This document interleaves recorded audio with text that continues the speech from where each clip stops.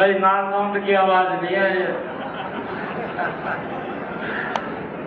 नारनौंद की आवाज बुलंद आवाज है और ये आवाज दुनिया के सबसे लोकप्रिय नेता भारत के यशस्वी प्रधानमंत्री जी को सुनाई देनी चाहिए।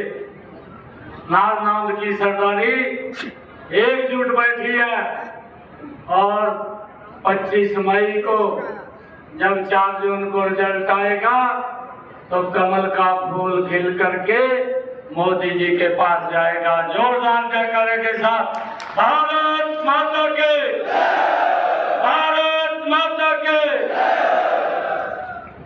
की सरदारी ने मेरे सर के ऊपर रखा है।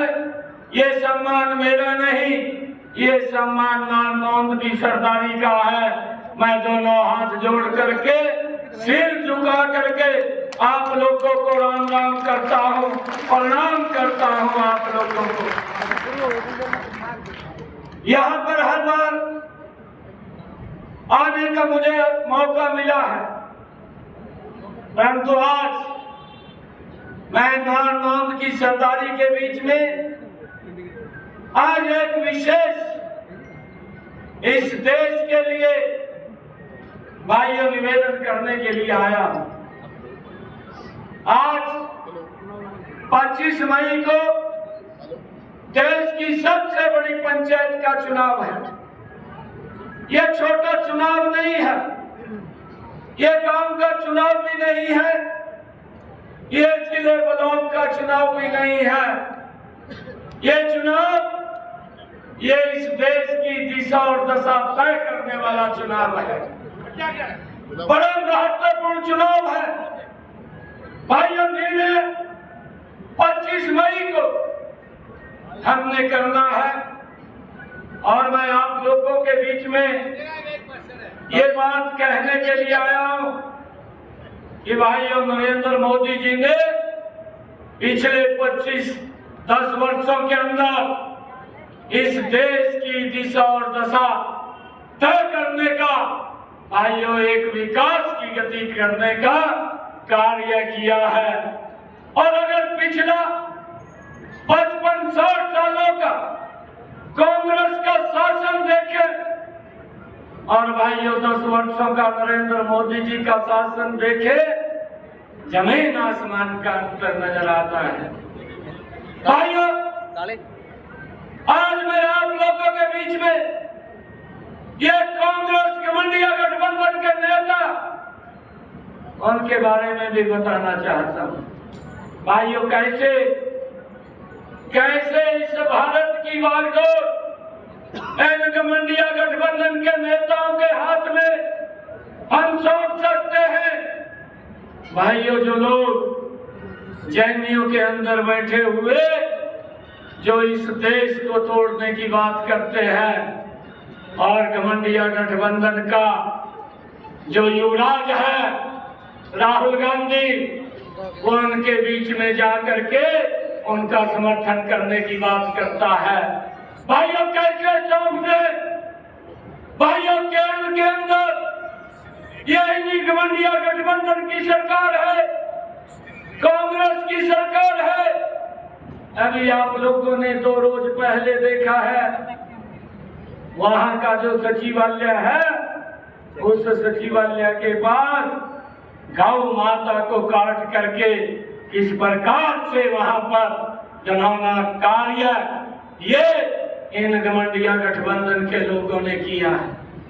भाइयों कैसे ये घमंडिया गठबंधन के लोग हम सब जानते हैं।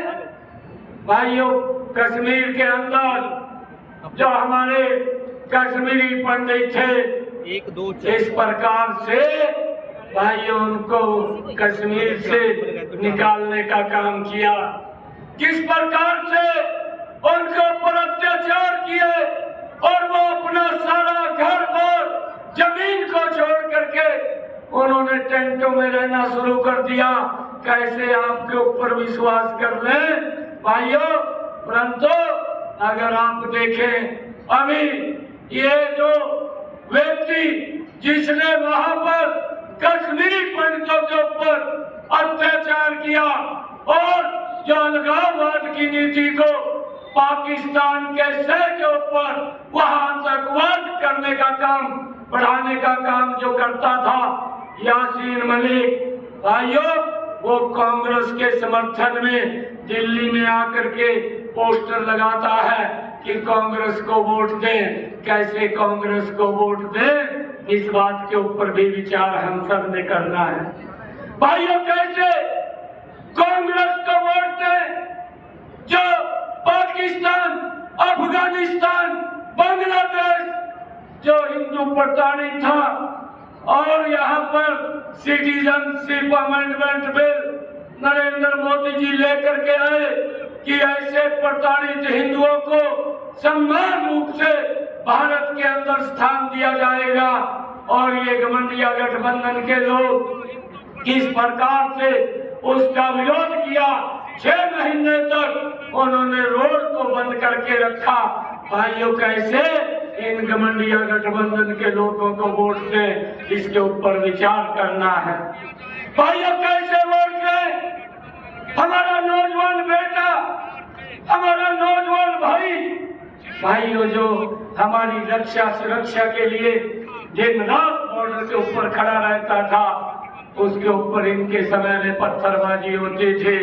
कैसे इनको वोट दे, परंतु नरेंद्र मोदी के समय के अंदर ना तो पत्थरबाजी दिखाई दी है, ना पत्थरबाज दिखाई दिए है। भाइयों ये ऐसी मजबूत सरकार इस देश के अंदर नरेंद्र मोदी जी के नेतृत्व में भाइयों आज मिली है। भाइयों कैसे इन लोगों को वोट दें, अगर इनकी सरकार आती है, एक गैस का सिलेंडर 3-3 दिन के अंदर मिलता है। भाइयों लोगों को लाइन में खड़ा रहना पड़ता है। ये कांग्रेस घमंडिया गठबंधन के लोग हैं। कैसे इन लोगों को वोट दे, ये हम सब जानते हैं। भाई अगर दूसरी तरफ हम देखें, नरेंद्र मोदी जी ने उस लाइन को तो खत्म किया, परंतु उस माता बहन के घर के अंदर भी गैस का कनेक्शन सिलेंडर पहुंचाया जिसके घर के अंदर गैस का कनेक्शन सिलेंडर नहीं था। भाइयों ये काम नरेंद्र मोदी जी ने 10 वर्षों के अंदर किया है। भाइयों जब इतने काम ये हमारी सरकार कर रही है, दूसरी तरफ घमंडिया गठबंधन के कार्यों की सूची है, उनके पास बताने के लिए कुछ नहीं है। और जब उनके पास बताने के लिए कुछ नहीं है तो आजकल उन्होंने झूठ का सहारा ले लिया है। आइए कांग्रेस का युवराज यह जनसभा में खड़े होकर के बोलता है कि आप मुझे वोट दे, मैं एक झटके के अंदर गरीबी को समाप्त कर दूंगा। भाइयों ये किस प्रकार का झूठ बोल करके देश के लोगों को बरगला करके उनका वोट लेने का काम ये लोग करते हैं, परंतु उसने अपने परिवार की तरफ नहीं देखा। उसकी दादी ने भाई 1970 के दशक में कहा था कि मैं देश से गरीबी हटाऊंगी, गरीबी हटाओ का नारा दिया था। 35 वर्ष तक देश के लोगों का वोट लेते रहे, परंतु गरीबी नहीं हटी। 35 वर्ष के बाद उसके पिता ने, राहुल गांधी के पिता ने भाइयों दिल्ली में बैठ करके कहा मैं तो 1 रुपया भेजता हूँ और नारनौंद में 15 पैसा लगता है। 85 पैसे कौन खा जाता था, किसके वेलफेयर पे खर्च होना था, कौन सी सुविधाओं के ऊपर खर्च होना था, इसकी चिंता नहीं की, परंतु लोगों को उनके हालात के ऊपर ही छोड़ने का काम ये कांग्रेस पार्टी ने किया है। और भाइयों ये युवराज बोलता है मैं एक झटके के अंदर गरीबी को समाप्त कर दूंगा। भाइयों कौन सा अलादीन का चिराग ले रहा है जिसको ये रगड़ करके गरीबी को समाप्त कर देगा। भाइयों गरीबी के प्रति मजबूत लड़ाई इन 10 वर्षों में नरेंद्र मोदी जी ने लड़ी है। आज उस गरीब व्यक्ति को 5 लाख रुपए का आयुष्मान कार्ड दे करके देने का काम ये नरेंद्र मोदी ने 10 वर्षों में किया है। आज चिंता नहीं है, गरीब व्यक्ति को अगर दुर्घटनावश कोई दिक्कत आ जाए तो सम्मान पूर्वक अपना इलाज करा सकता है। ये सम्मान नरेंद्र मोदी जी ने दिया है। भाइयों, ये कांग्रेस के लोग 2014 से पहले आप भी देखते थे, हम भी देखते थे, हमारी माताएं बहनें पीने का पानी 2-2 किलोमीटर की दूरी से सर के ऊपर मटका रख करके लाती थी, परंतु चिंता इन्होंने नहीं की। अगर चिंता किसी ने की वो नरेंद्र मोदी जी ने की है। भाइयों, हर घर के अंदर नल और स्वच्छ जल पहुंचाने का काम लगातार नरेंद्र मोदी की सरकार कर रही है। आज हमारी माता बहन भाइयों सर के ऊपर मटका ला करके दिखाई नहीं देती है। ये काम हमारी सरकार ने किए हैं। भाइयों, हमारी सरकार ने 4 करोड़ माताओं बहनों को भाइयों आवास बना करके चाबियां सौंपने का काम किया है। वो भी बताए कि उन्होंने 60 वर्षों में कितने मकान बनाए हैं। नरेंद्र मोदी जी ने कहा है आने वाले समय में एक भी सर ऐसा नहीं रहेगा जिसके सर के ऊपर छत नहीं होगी। हर व्यक्ति को मकान बना करके देने का जिम्मा हमारी सरकार का है। लगातार ये सरकार इस देश को आगे बढ़ाने का काम कर रही है। भाइयों, चाहे 50 करोड़ गरीब लोगों के जन धन खाते खोल करके उनको सम्मान देने का काम, बैंक में जाने का अधिकार अगर किसी ने दिया है ये नरेंद्र मोदी की सरकार ने दिया है। भाइयों, आप लोगों से अपील करना चाहूंगा कि एक घमंडिया गठबंधन के लोग, मैं अभी एक दिन यहाँ से जो कांग्रेस के प्रत्याशी हैं मैं उसका इंटरव्यू सुन रहा था। ये मेरे वहीं से कुरुक्षेत्र के स्थल से आया है।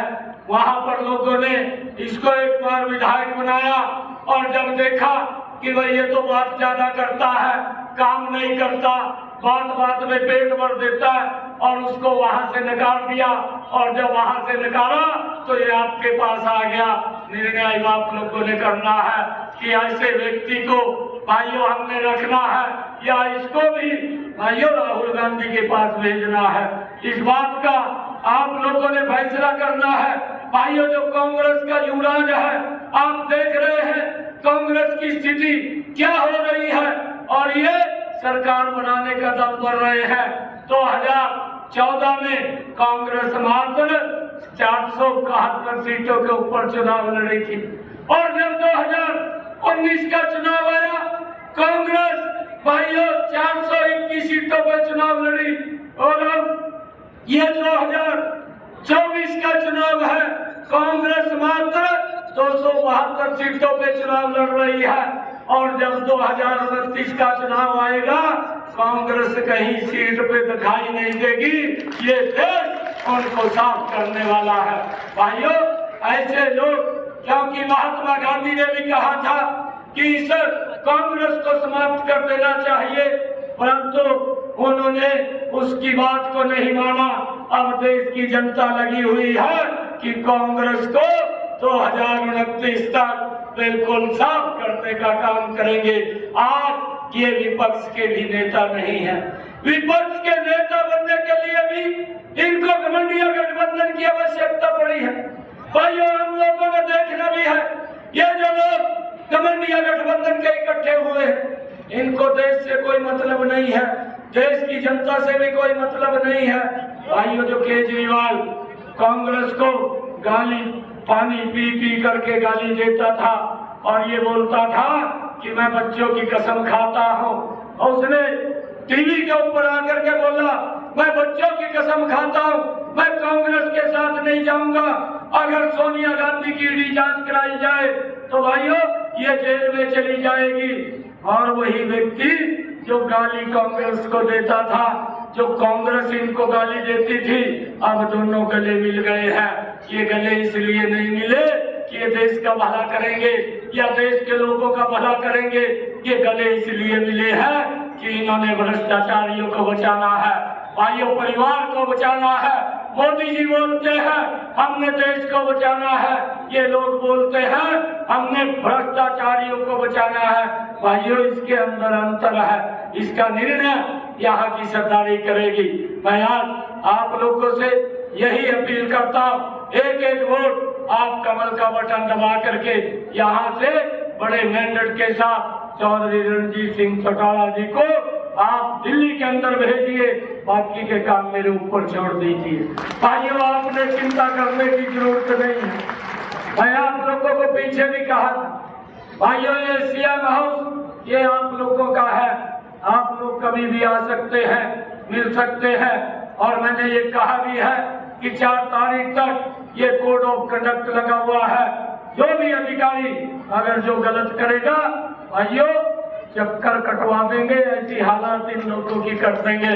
कोई भी व्यक्ति हमारा परेशान ना हो, इसके लिए ये मजबूती से ये सरकार काम करेगी, ताकि लोगों को जो भी दिखते हैं उनकी दिक्कतें सॉल्व करने का काम अधिकारी का है और मौके के ऊपर बैठ करके ही करेगा। हमने इस बात को सुनिश्चित करना है।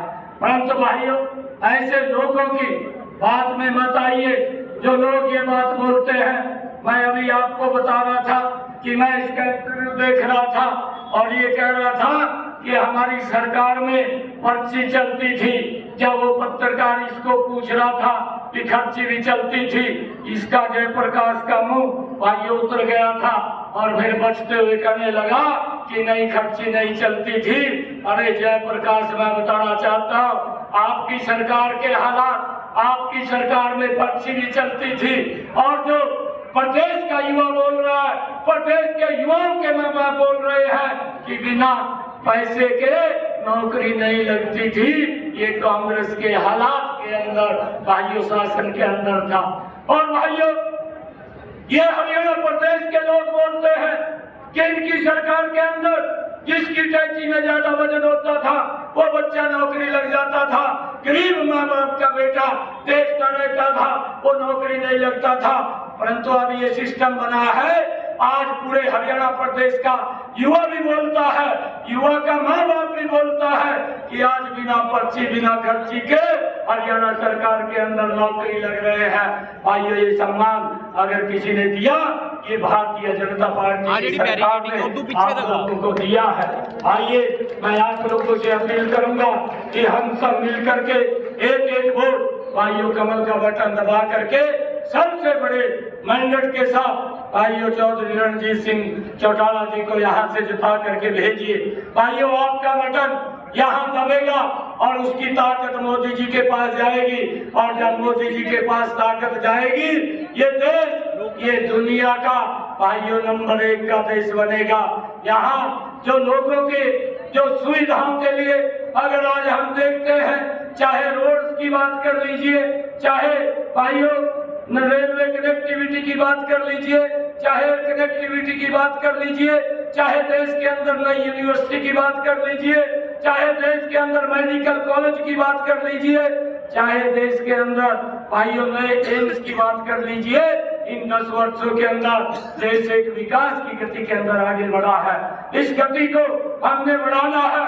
ये अपेक्षा हम कांग्रेस से नहीं कर सकते। कांग्रेस के समय में तो भाइयों विकास की गति रुकती है, भ्रष्टाचार की गति बढ़ती है। मोदी जी के शासन के अंदर विकास की गति बढ़ती है, भ्रष्टाचारियों के ऊपर नकेल कसी जाती है और फिर इकट्ठे हो जाते हैं। कोई तिहाड़ जेल के अंदर जाता है, किसी को ऊपर FIR होती है और कोई जेल से बाहर आता है, कोई जेल में जाने वाला होता है। भाइयों, ये गठबंधन गठबंधन के लोगों का सारा सिनेरियो है, आप लोगों के सामने है। परंतु निर्णय हम सबका है। मेरा आप लोगों से यही आग्रह है, एक एक वोट कमल के बटन का दबना भी है और दबवाना भी है। ये भयानक गर्मी का मौसम है, 25 मई को गर्मी का पीक का मौसम है। आप लोगों से अपील है, इस लोकतंत्र के पर्व के अंदर हम घर से निकल करके एक एक वोट कमल के बटन को दबाएं और यहाँ से सबसे बड़े बहुमत के साथ भाइयों रणजीत जी को कमल का फूल दे करके हमने दिल्ली में भेजना है। भाइयों, हम देखते हैं अभी हमारे आदरणीय कैप्टन अभिमन्यु जी बोल रहे थे। भाइयों, यहाँ से जो आप लोगों ने आदरणीय दादा गौतम को चुना था, वो किस प्रकार से अपनी पीड़ा को जाहिर करता है और बोलता है, ये हम नहीं बोलते, वो बोलता है कलियो जिन गया और किसी को पूछा तक नहीं। भाइयों, ये इस प्रकार की हालत ये सेम कांग्रेस की भी है और ये हालत इन लोगों की भी है। परंतु भारतीय जनता पार्टी के अंदर समान रूप से भाइयों सबकी चिंता की जाती है, किसी की भी भाइयों अनदेखी नहीं होती। और मैं आप लोगों को एक विश्वास जरूर दिलाता हूँ कि जो भी काम आप लोगों के होंगे 4 तारीख के बाद उन सब कामों को करने का जिम्मा अब हमारा है। आप कभी भी आकर के मिल सकते हैं, बात कर सकते हैं, परंतु हमने नरेंद्र मोदी जी को मजबूती से तीसरी बार इस देश का प्रधानमंत्री बनाना है। भाइयों 4 जून को जब रिजल्ट आएगा, ये देश नरेंद्र मोदी जी को 405 सीटें दे करके नरेंद्र मोदी जी को तीसरी बार इस देश का प्रधानमंत्री बनाने का काम करेगा।